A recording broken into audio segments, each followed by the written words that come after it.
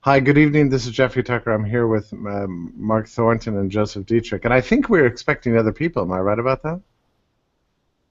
Sheldon Richmond and Naomi Brockwell may join us, but we're All not right. sure. All right, we'll see anyway, it's great to see my old friend Mark Thornton, and I just read this wonderful guide that appeared on Liberty.me today. It's called Voices of Generation Liberty, and it's a series of interviews, and I'm interviewed, and Mark Thornton is interviewed, and several others. So you want to tell what gave rise to it, Joe?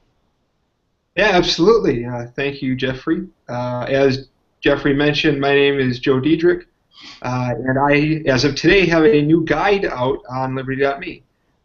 As some people may know, Liberty.me has published a number of guides that discuss practical ways and fun ways to bring liberty into your own life. And I don't know, Jeffrey, maybe you know, how many guides do we have total? Is there Oh, about probably something like 30? 30 or 40, something like that. They're very practical, and they're focused entirely on how to make liberty real in your life. And so there's a wide variety of topics, and the topic that I have written about and that appears today is a series of interviews that seeks to get a little bit into the daily lives of some libertarian and libertarian-leaning scholars and public figures, including Jeffrey Tucker and Mark Thornton. So if you go to Liberty.me and if you go to the guide page, Voices of Generation Liberty, and you download the guide, there's a series of, I believe it's around 10 interviews that were collected over a period of about a year. I did a number of interviews with Jeffrey and Mark and a number of other people. They were, I think, originally published elsewhere, and now we've collected them all into a single place, it's a really sleek publication.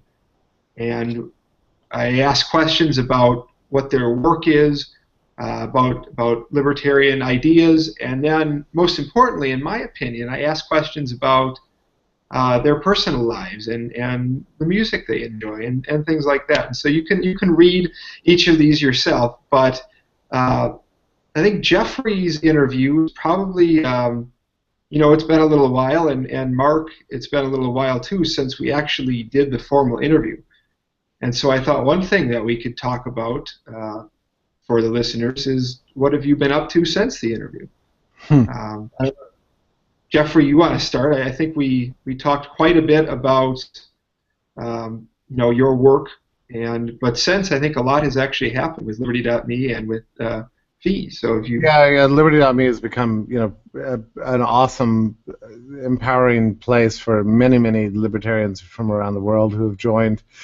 They now have a publishing platform, and we've discovered many new voices we didn't know existed. They now have a platform and the ability to reach people, and it's all focused on a kind of a practical, sort of applied form of liberty, which many years of experience have caused me to be drawn to.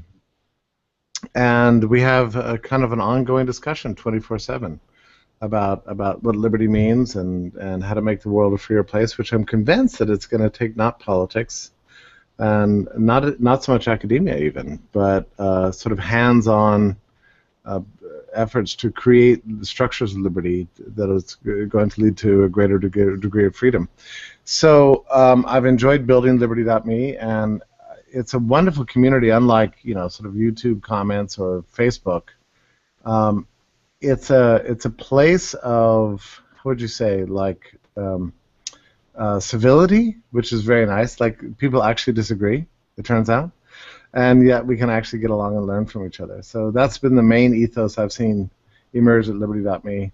And then also, I was really happy to have the opportunity, sort of tapped by the Foundation for Economic Education, to come in and sort of rebuild their digital presence, which we're doing right now in an awesome way, in a very, again, inclusive direction, and I'm very happy about that. I mean, yeah, I'm working very closely with my old friend Larry Reed, and it's fascinating to me because I met him when I was in college, actually, when I was a junior in college, and he had a major influence over why I went into this in the first place. And he took over the foundation in 2008 and sort of came to me and said, "Look, I need your help." I was like, "Okay, I'm all in." and it's been a kind of a joy to see the 70-year-old institution, kind of see a revival, So, yeah. So yeah, but you're right that my life has taken different directions. Although I reread my interview today, and I was oddly very happy with it. Actually, it was punchy and riveting, especially the questions on music and so on.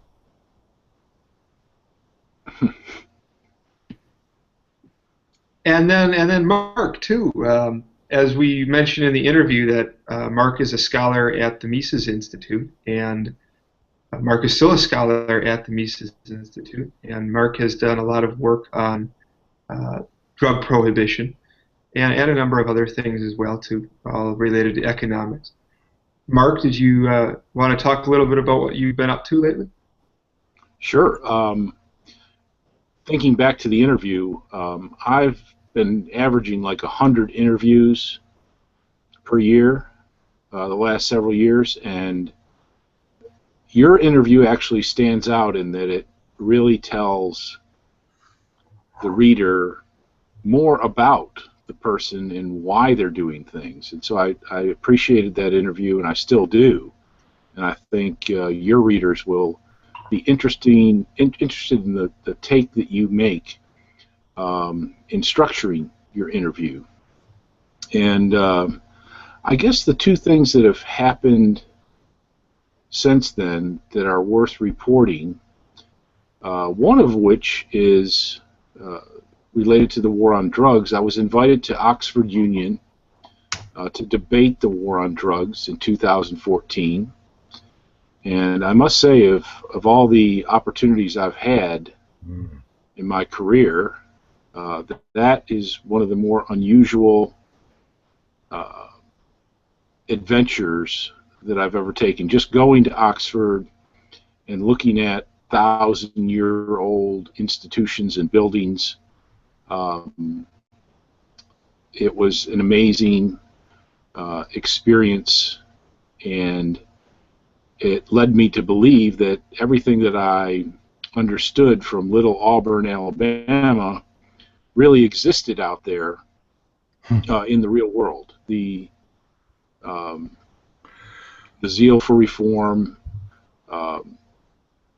why and how bureaucrats support the war on drugs, it all sort of rose up in that little debate. And so that was probably one of the more unusual things that I've experienced in my career, and certainly since then. Mark, I'm sorry, I don't mean to interrupt. Yeah, go ahead.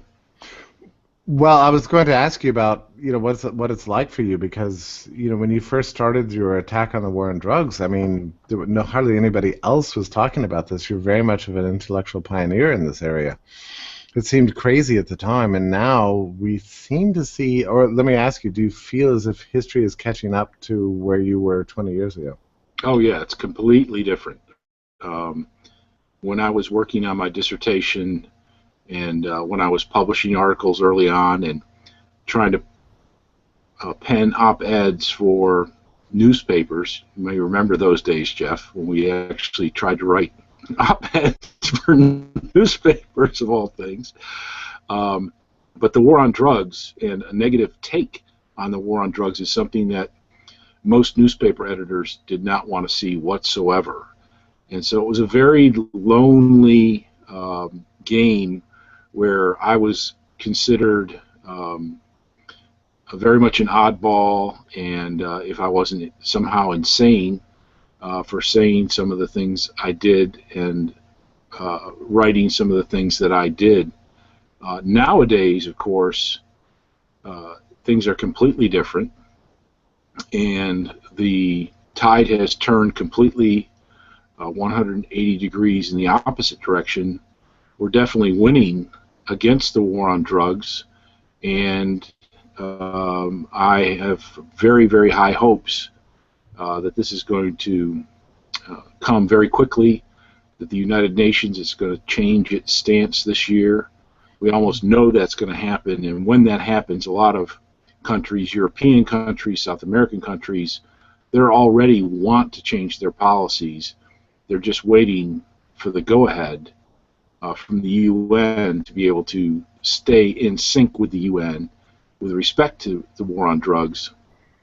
And so, I'm very, very optimistic now, and I'm not even concerned with it the way I used to be. It's just I shudder at the fact that so many people's lives have been ruined, shortened, destroyed because of the war on drugs, and because the end of the war on drugs didn't come soon enough. But it's very, very gratifying for me, certainly. Were you shocked last night? I don't know if you watched the Republican debate. You're probably not that much of a glutton for punishment, but one of these guys, I think it was Ted Cruz, I'm not sure, so correct me if I'm wrong, complained that Obama has not prosecuted the war on pot hard enough, and that he's been permitting states to kind of go their own way. That was one of their accusations against the Obama administration. What do you think of that kind of rhetoric? Do you think it's just old-fashioned? Is it a sign that these guys are just not in tune with what's happening? Well, Governor Christie from New Jersey has said that same thing on several occasions, and it almost makes me chuckle. And it's probably one of the reasons why he's not considered the renegade governor that many people were hopeful that he would be. And his stance on the war against marijuana and cannabis is just ridiculous. And so those high hopes that people, no pun intended, by the way, concerning high hopes,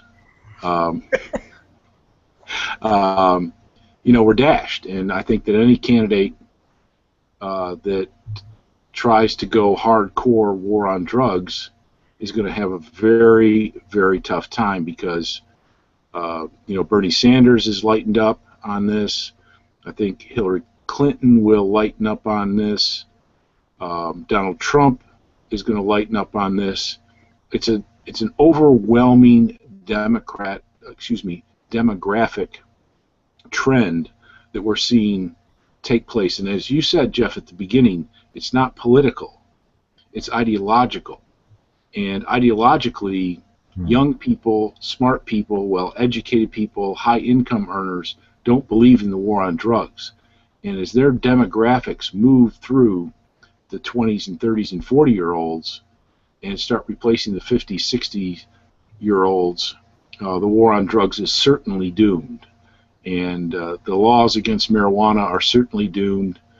And even the hard drugs, we're going to see replacing the war on drugs with, I would like to see legalization, but I think it's going to be something along the lines of liberalization, decriminalization, and medicalization, which has been the policy in Portugal since 1997, and things have improved dramatically as a result.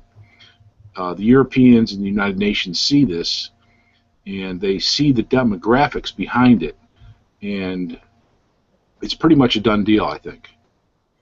Yeah, I noticed that at the debate last night, or maybe it was today, and somebody yelled out a question to Donald Trump, what do you think about medical marijuana? And he said, yeah, I'm for it, which is the first statement I've heard from him on the topic. So he certainly knows what's what. He's probably a little more in tune with this than the other candidates. I think so. He's much more open-minded, much more realistic. He's not hell-bent into some kind of religious-based ideology. Right. And so, you can see these things coming. Donald Trump knows these demographic trends that exist out there, and that the current generation, the teenagers, the 20-year-olds, the 30-year-olds, the 40-year-olds, they are overwhelmingly opposed to people being put in jail because of marijuana, losing their job because of marijuana. And now the scientific and medical community are riding in support of these reform movements and showing that marijuana or cannabis are incredibly beneficial things, And one of the things I'm going to talk about at Syracuse University at the law school is that when I was growing up, my father had bought an old-time pharmacy, and they, as a result, got all of the old-time equipment. And two of these giant glass jars had an abbreviation for cannabis sativa and cannabis indica, which are the two main kinds of marijuana. And so it was obviously that people had been using these for medical purposes and have been for thousands of years. And so I think we're going to look back on this whole thing and think that is the stupidest thing that modern Western man has come up with, is these idiotic wars against plants. And yet I mean, let's not forget that daily people suffer as a result of the war on pot, and forget heroin and cocaine and all the rest of it. I mean, people are being jailed today for infractions against marijuana laws in Georgia, certainly. I mean, I was actually shared a jail cell recently with a guy who was charged with a felony charge of trafficking in narcotics in a correctional facility because he had a few pot flakes in his pocket when they arrested him for a traffic ticket. Yeah, it's remarkable, and like I said, history is going to look back on this, and it's going to reflect very, very badly on our society. And and the United States is really responsible for the worldwide war on drugs and ruining so many people's lives. And history is going to look back on this in a similar way that it looks back on segregation and slavery and unequal rights of all kinds. But fortunately, we are making progress. I mean, you know, a lot of libertarian causes were not exactly making progress head over heels in terms of many, many things, but in this one area, we are making progress, and the signs are almost definitive that that progress is going to continue, and I am just tickled pink about the whole thing. What's the story with this UN thing you were mentioning? I haven't been paying attention to that. What's the story there? Okay, the UN is supposed to upgrade its statement on drugs, and basically the last statement was written in such a way as to reflect the United States position on the war on drugs, the Ronald Reagan position on the war on drugs, no tolerance, that sort of thing, criminalization. And but the Europeans now are weighing in, as well as other countries, and you know, basically all drugs have been decriminalized in Portugal, and not only have things gotten not worse, they've gotten much better. And the UN headquarters for drug studies is in Lisbon, Portugal, so they know firsthand that the war on drugs is a failure, and that decriminalization and other tolerant-related changes like needle exchange programs makes social outcomes much, much better. And so the UN is supposed to release their next report in 2016. It's already been leaked to the media, so we know that they're headed in the direction of tolerance and liberalization. And once this policy is released, it's going to free up nations who want to liberalize their laws to do so. Ireland has already announced in advance of this new declaration that they're going to decriminalize all drugs and probably legalize marijuana to a certain extent as well. So this is going to really start to snowball, I think, in the coming year. What was it about Portugal, do you think, that was in the water that made made everything come together, and they tried it 20 years before everybody else did. Well, they were an absolute mess. You know, they had a military dictatorship. They had colonies that were freed, and a lot of people came back who were drug addicts, and the country was just a total disaster with the war on drugs. And they threw up their hands, allowed an independent commission to essentially set the rules, and they set the rules so that it was no longer a criminal matter, but that it was a medical matter, and they stopped sending people to jail.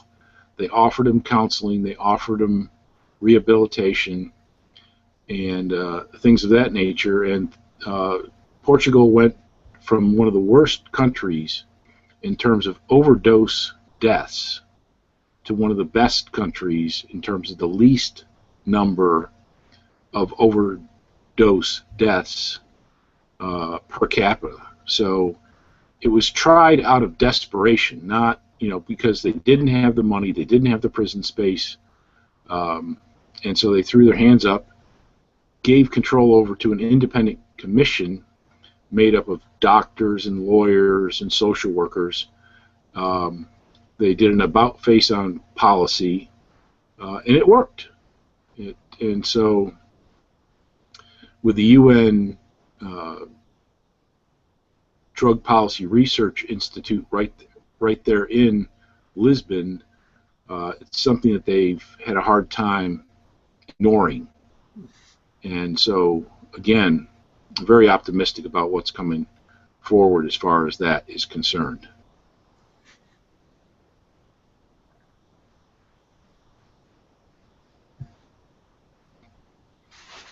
Go ahead, Joe.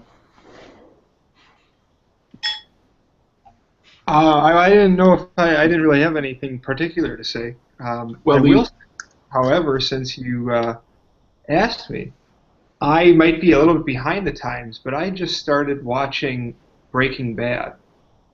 And, I mean, if anybody else is out there and hasn't watched it yet, you got to watch it. Jeffrey, you watched it, right? Yeah, I think it's one of the great cinematic achievements of the modern epoch. I mean, I love it so much. I mean, it's brilliant. It's a story, and it does tend to challenge, I think, conventions on drug use and that sort of thing.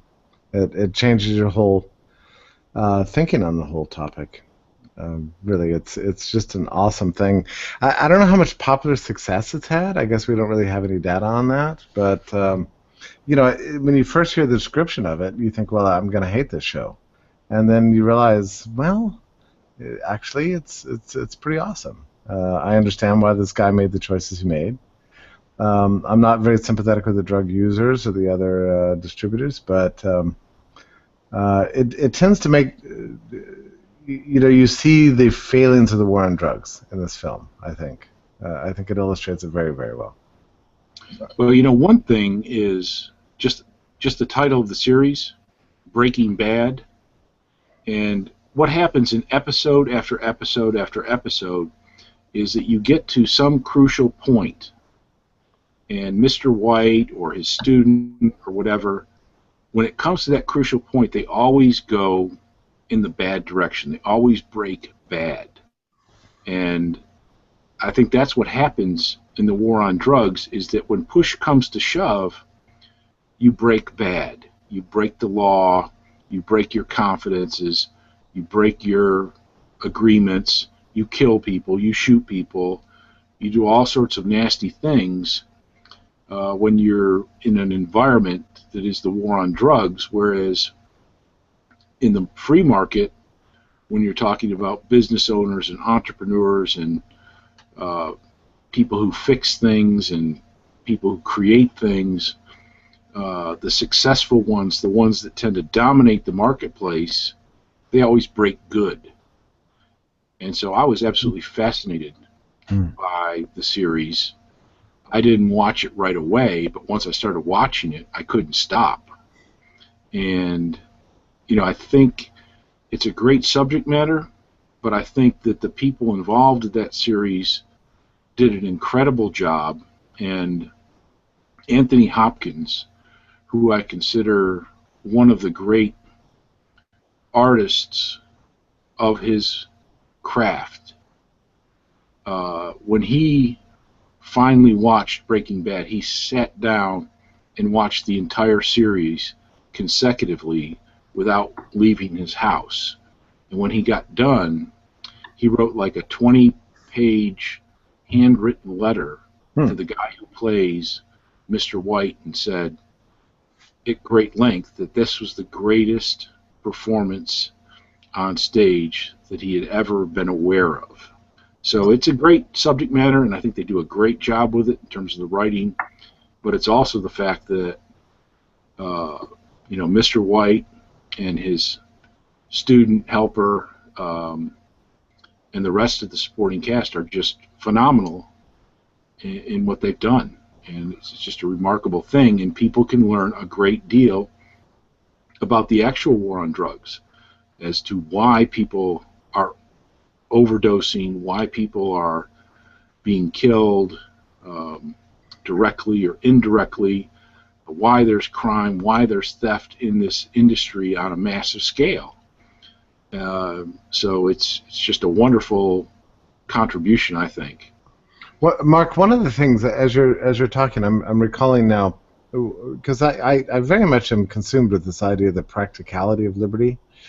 I mean, it's not only a beautiful ideological structure and that sort of thing, but that it offers real life answers to everyday problems that confront every human being.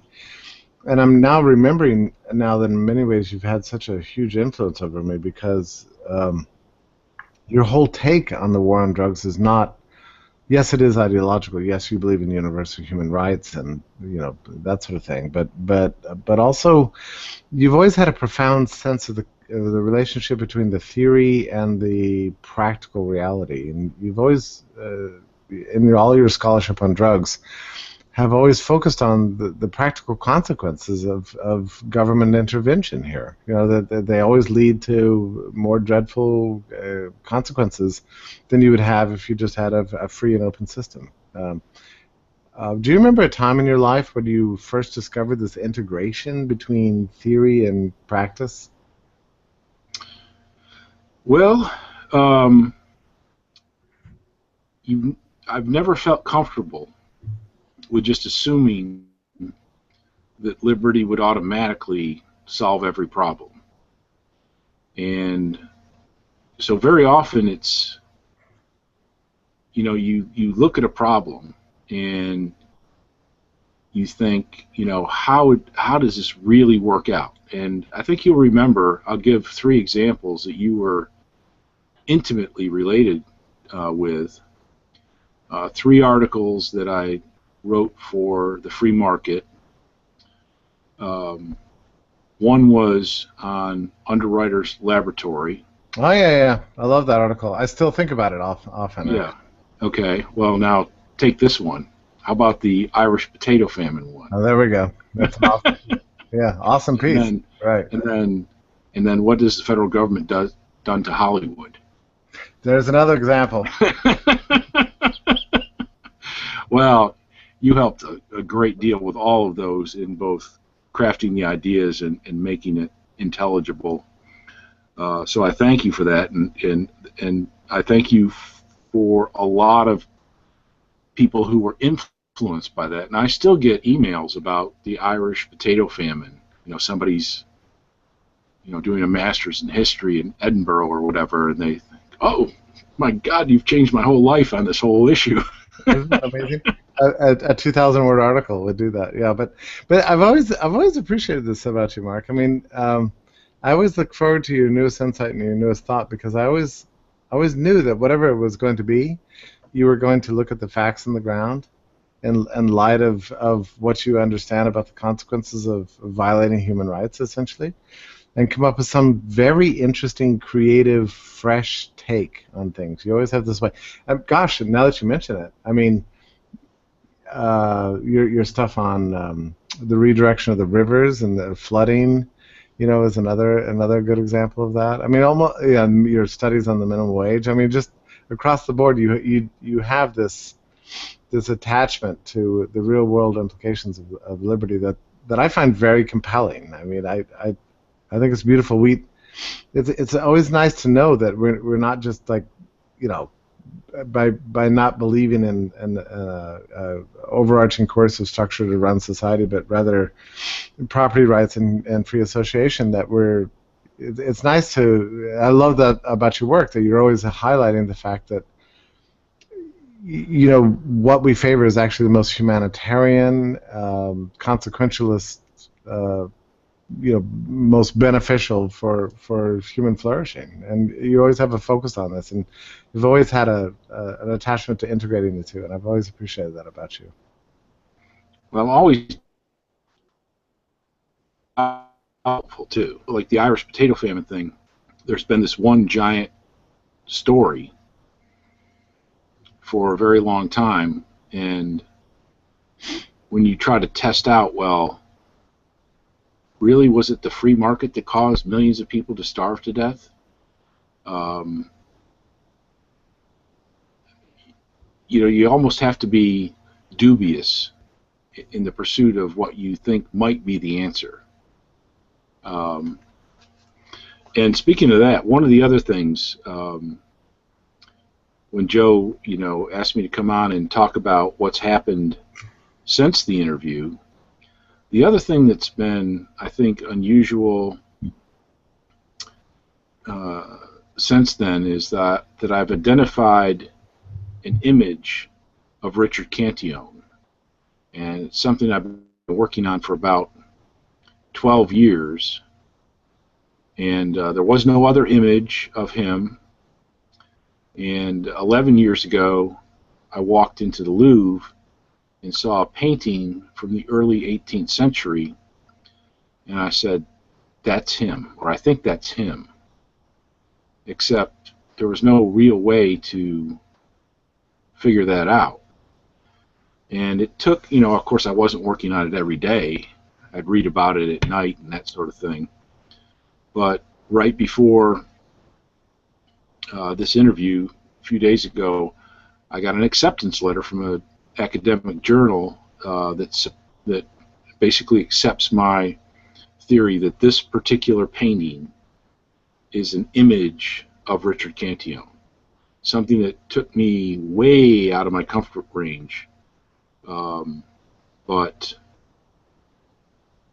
which I think is nonetheless an important thing, not only because it identifies an image that we can put on the FEE website or the Mises website or whatever, but because it actually then tells a deeper story about Cantillon himself and what he was up to and why he was doing what he was doing, his politics and his ideology and things of that nature. So going to Oxford and finally rolling in this connection between Cantillon and this painting from 1730 something are definitely the two unusual things that have happened since then. I think I had started work on that when we were working together, but it hadn't gotten very far. Yeah, you'd already worked on your new translation of Cantillon's book, which I should point out, you know, Cantillon was the originator of the theory of entrepreneurship, you could say, and also right.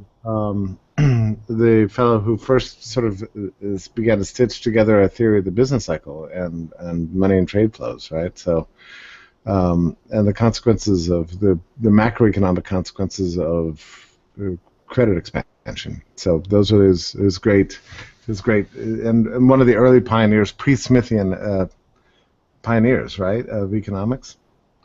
Right. He taught Adam Smith and David Hume economics, essentially. At the time, if you look at the mid-1700s, you've got Adam Smith, you've got David Hume, and you've got the physiocrats, Quinet and so forth. they all learned economic theory from Cantillon.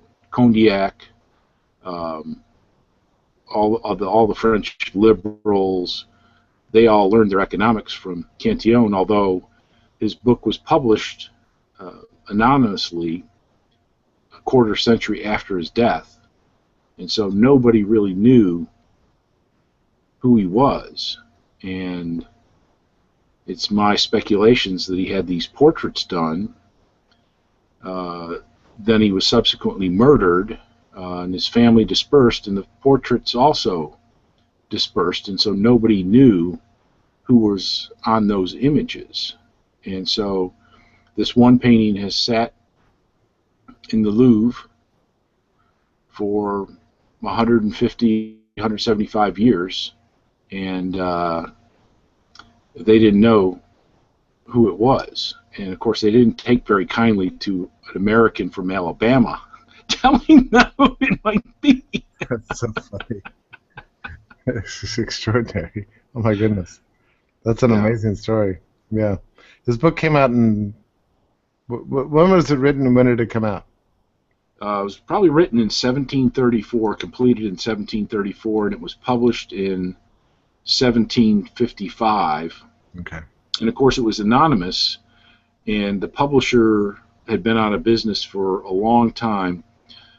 French censorship laws had only recently been relaxed, as you know, and so you could get essentially a government license to publish things that you could not have previously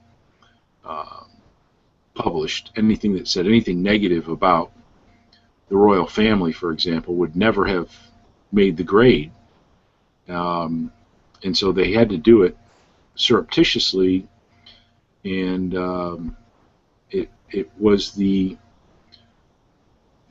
awakening of the Enlightenment and classical economics and the physiocrats, and so it's much more important than most people would ever possibly know or comprehend. But he's the most important person in the history of mankind that nobody or very few people have ever heard of. Right. And I remember struggling so hard to find a picture of him to put on the little biographical entry we had on Mises.org. There's a bunch of wrong ones out there. Yeah.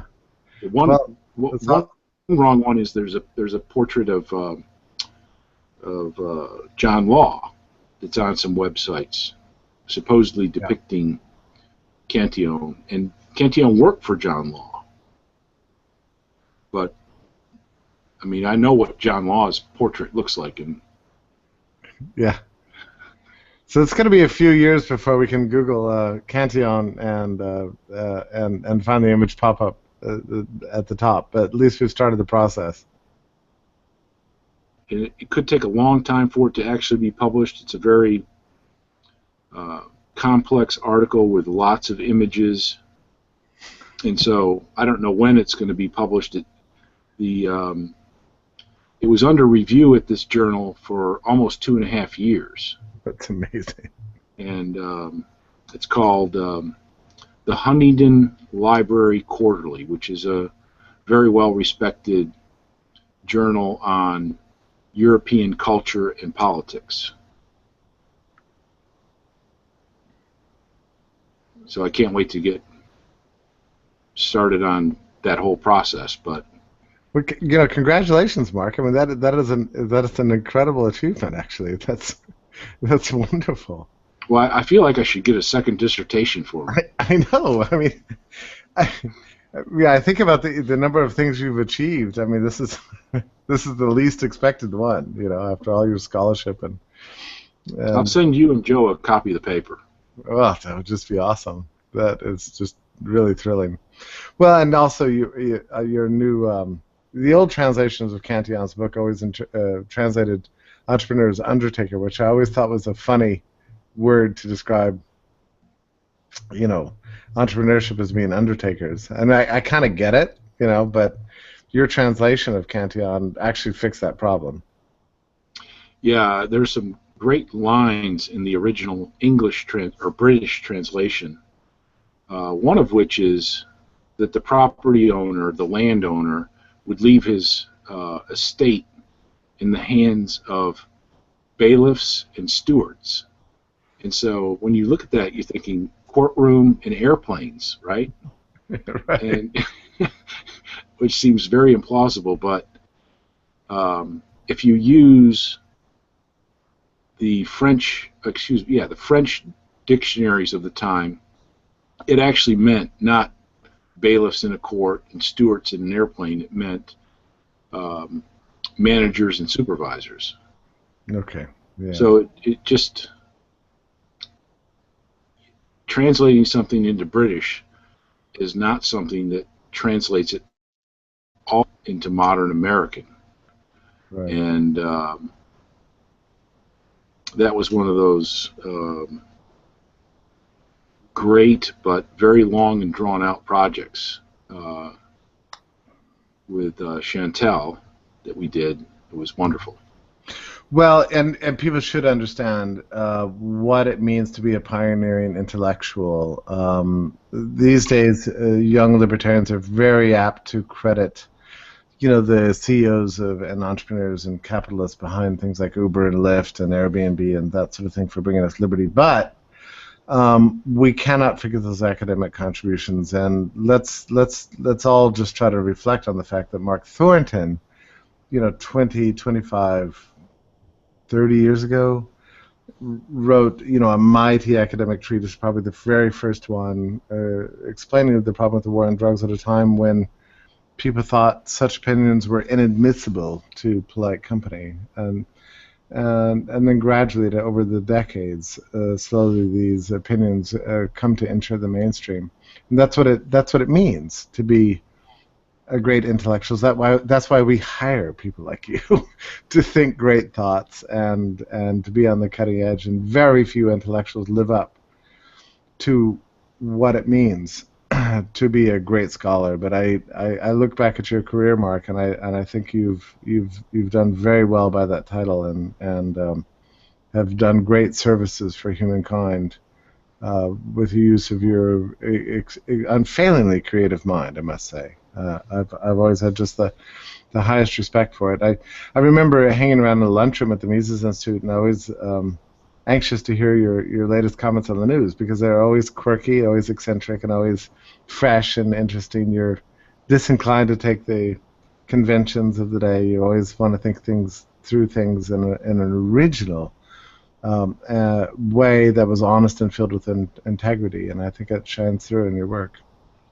Well, thank you very much, Jeff. I couldn't have done it without you. Oh, stop it. That's not true, but thank you. I look forward to seeing Joseph's new book or guidebook. It's good. It's good. It's a very interesting read, and it has that nice interview with me and Mark, and I think it comes out at a very interesting time, because I really do see the face of libertarianism changing in some ways.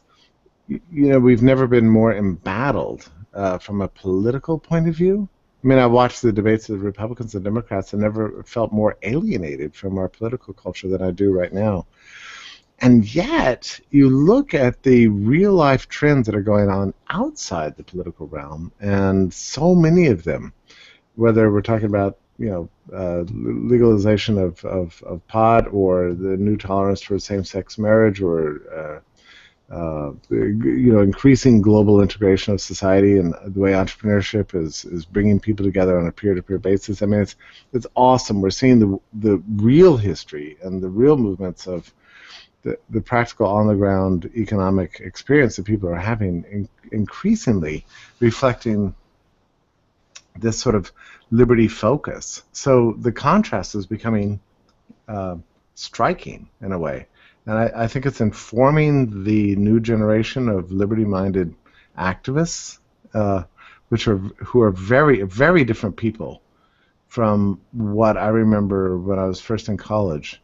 And I think Joe's book goes a long way towards sort of highlighting this shift in some ways.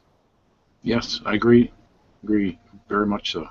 But what do you make Mark, as long as I have you here, what do you make of the strange way in which the political climate of our times doesn't seem to include liberty-minded concerns? I mean, am I right about this? I mean, I keep wondering, like, how is it that our political system is so disconnected from our daily reality? I mean, when did this come about? Is it it's always been true and I'm just now more sensitive to it, or what's going on? As best I can make of it, we're not seeing libertarians rise to the surface, but we are seeing political outsiders. And I think Donald Trump is a great example of that. I think Bernie Sanders is a good example of that. And maybe Ted Cruz is an example of that, where a large part of the electorate is turning their noses at the establishment. And the establishment is, right now, as we speak today, the Bush family and the Clinton family are just abhorred about the fact that Hillary did exceedingly poorly. And so I think we have to take solace in the fact that political outsiders, even though they're not libertarians, have the upper hand for the first time, certainly since Ross Perot, and then going back a great deal further. And so I think it's not the libertarians who are able to take advantage of this, other than, you might put Rand Paul in that corner. But the fact that the electorate in general is standing up clearly just against the establishment. They're going for people who Donald Trump does not fit the model of the modern Republican.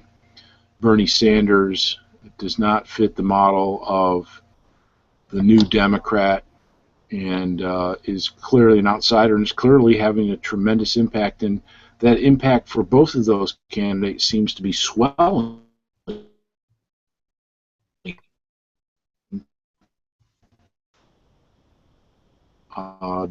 day by day.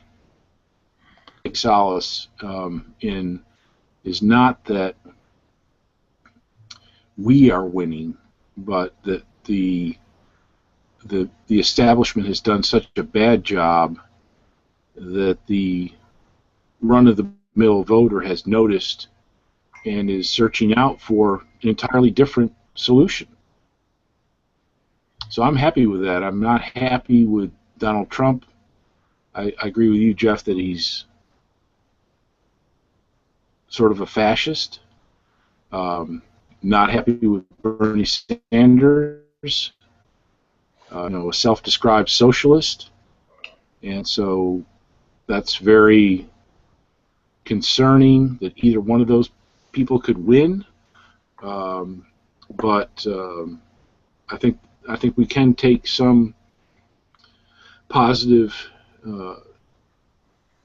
sediment from the fact that they're not the establishment. The establishment hates it, and the establishment is the problem. Well, at the very least, it suggests we have more work to do, and our job is never done. And that's good, right? That's that's why we've been put on this earth. So I'm just waiting for the time when they really try to put me out of business by doing the right thing, going back to the American tradition, upholding the Constitution and the Bill of Rights, and all of that, so that Thornton loses his job and he's out on the streets penniless, with nothing to do. Look, you're going to be Mark, and under those conditions, you're going to be hired by the Louvre to analyze. I think the future then lies with art history, right? Yeah. Something Bob and I can do together. Yeah, you'll be touring European museums, identifying, otherwise lost self-portraits and things like that. I've actually identified several other portraits, but nobody will talk to me. That's too bad. But that's your fate to be the pioneering guy. Yeah. You know, that's what it is. It's my zip code.